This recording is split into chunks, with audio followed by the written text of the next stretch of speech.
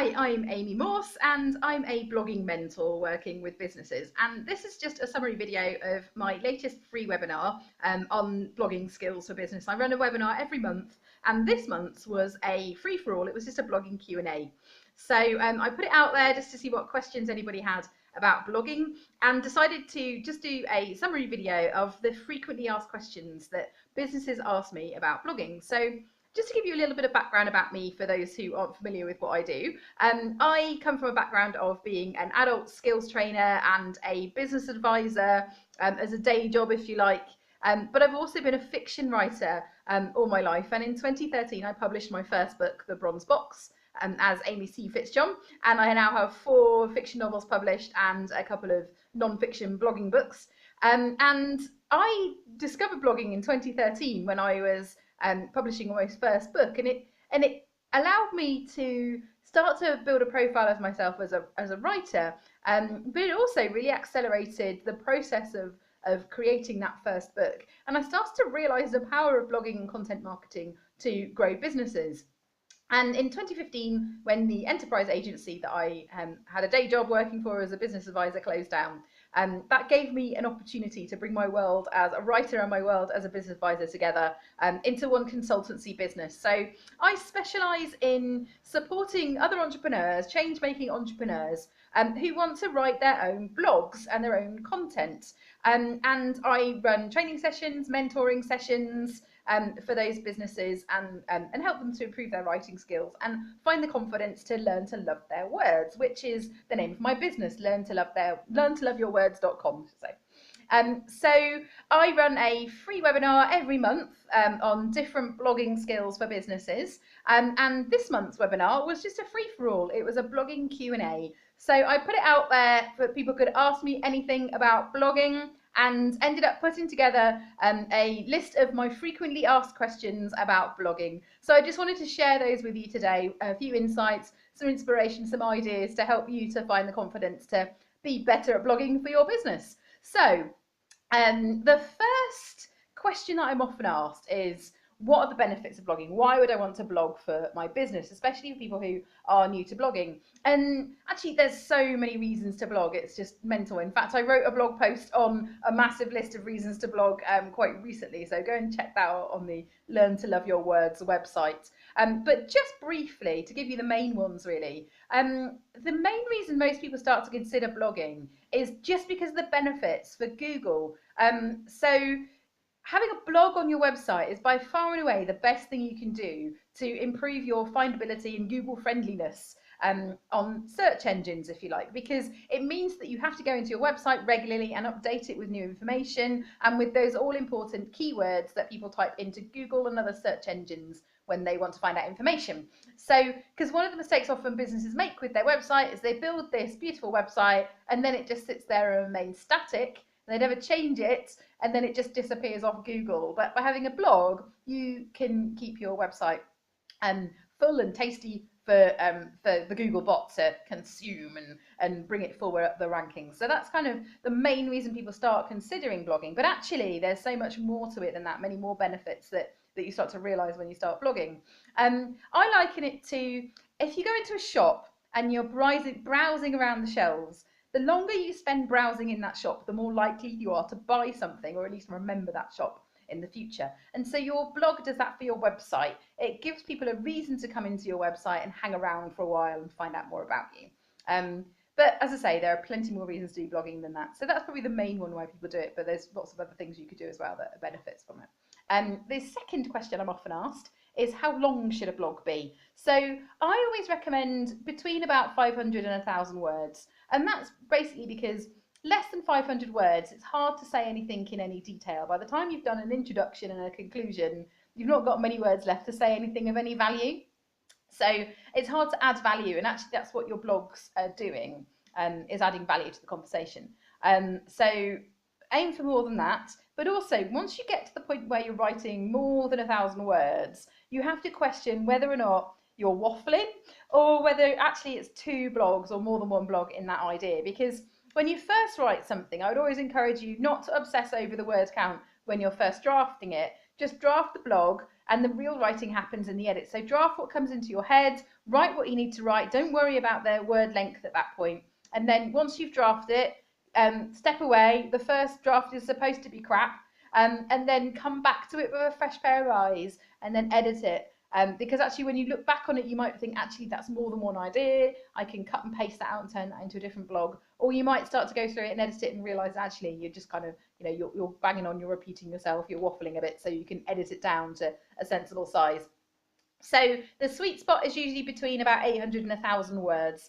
That said, there is a lot of value in high word count content. So long blogs are actually really popular as well with the right kind of audience. So think about who your audience is and what they're looking for from you. But if you are going to embark on writing long content, say like a couple of thousand words, then it needs to be a really well considered, well researched piece of content that you're writing, and something that like a white paper or something. But again, you wouldn't necessarily want to do that like on a weekly basis, or however often you're gonna blog. Which brings me on to the next question, which is how often should you blog?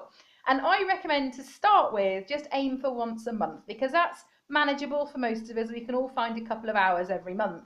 But also it helps keep your website alive for Google, and it means that if somebody goes onto your website and looks at your blog, they'll see that there's some up-to-date content on there, and it won't raise those questions about whether or not that company is still trading. If you go onto a website and the last blog was last year, then straight away it's going to raise questions as to whether or not that business is still trading. So kind of do it or don't do it, I think, is probably the answer from that point of view. So I would recommend once a month to start with, just to get into the flow of it, get a routine around it, and then build it up gradually. I have known people who blog every day, but I personally think that's a little bit much. I'm a writer, I love writing, but I wouldn't be able to cope with doing that.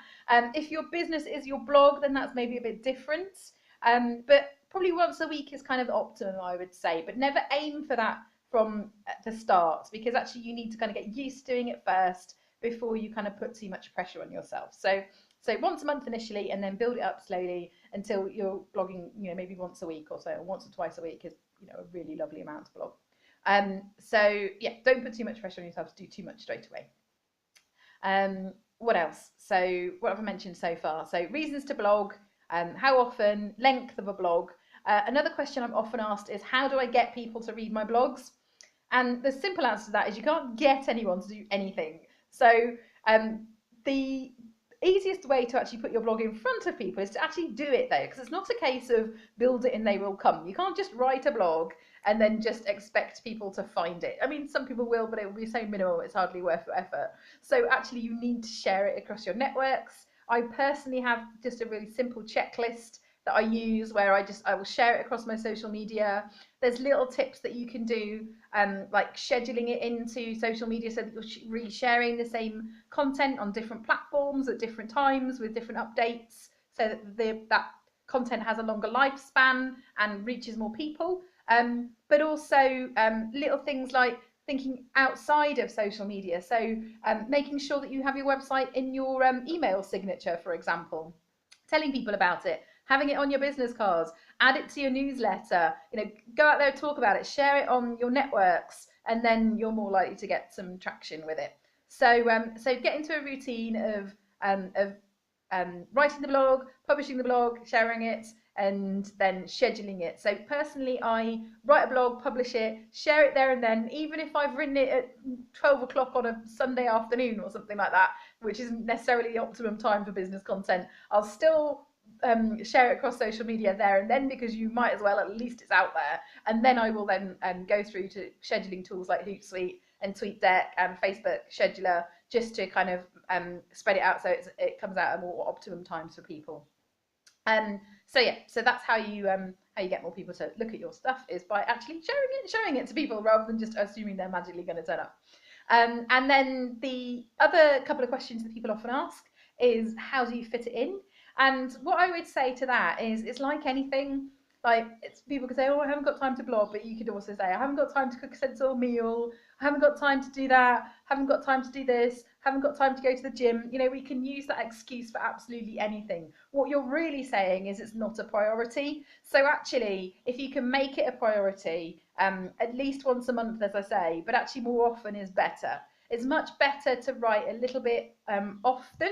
So planning time in regularly every week, just to write a little bit, little and often, makes it much easier, helps you kind of get into the flow, find your voice, that kind of thing. It's a bit like going to the gym. If you only plan to go to the gym once a month and do like a 2 hour blowout, you might do it once or twice, and then you miss a month for whatever reason, and then it's really hard to get back into it again. So before you know it, you've missed 2 or 3 months, and then you've just lost the motivation to do it. So it's much better to do little bits on a regular basis.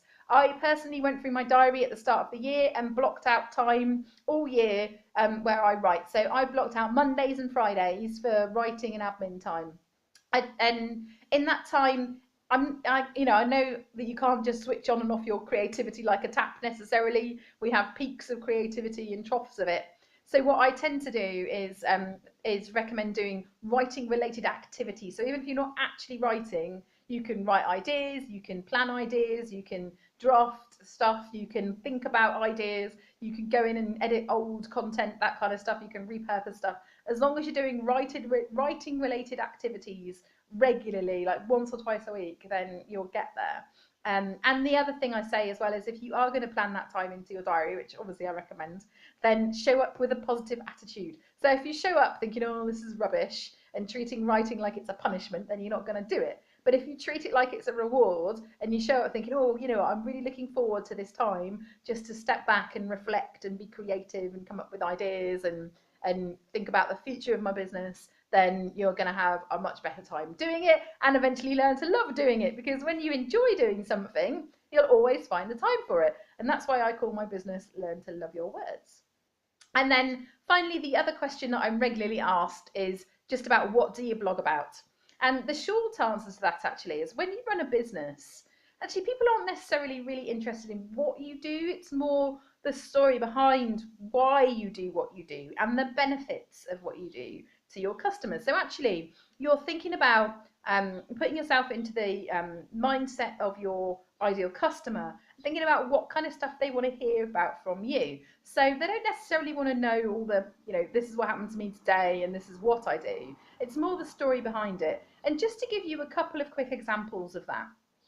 So one example that I quite often use is, let's say, for example, that your company sells loft insulation. That's a bit boring, isn't it? Nobody wants to read about the latest loft insulation, do they, on a blog? That's not the kind of stuff that is going to go viral on social media. That's rubbish. But actually, if you think about why your customers would have loft insulation, think about their motivation for buying your product. And actually, people who want insulation are usually doing it because A, they want to save money, and B, they might have a real interest in the environment and wanting to live more sustainably and have an interest in green technology. And so actually, sustainability, green technology, that's much more interesting to write about than loft insulation. And so then on your blogs, you're talking about a topic that all of your customers will have in common.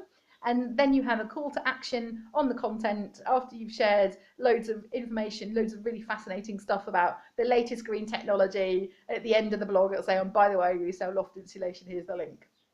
So that's kind of the way to handle it. And another thing I thought of recently as well is, I met a client recently, and she is a reflexologist, and she was really struggling with kind of talking about reflexology on a blog and writing about the process of reflexology.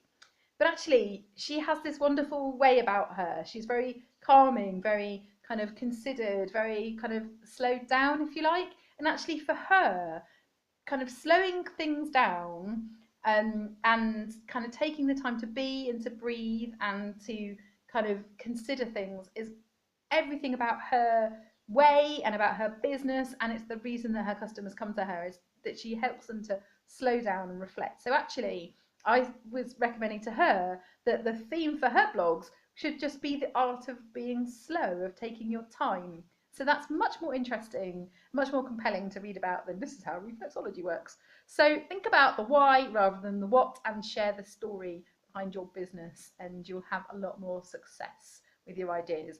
Again, there's loads of different ways that you can tackle it. I've got lots of blogs on blog ideas, and in my Blogging for Business book, which is on Amazon, there's also 120 blog post ideas in there. So there's lots of tips in there as well. So So I hope that helps. So those are my main questions really, and I do also have a blog with my frequently asked questions on it.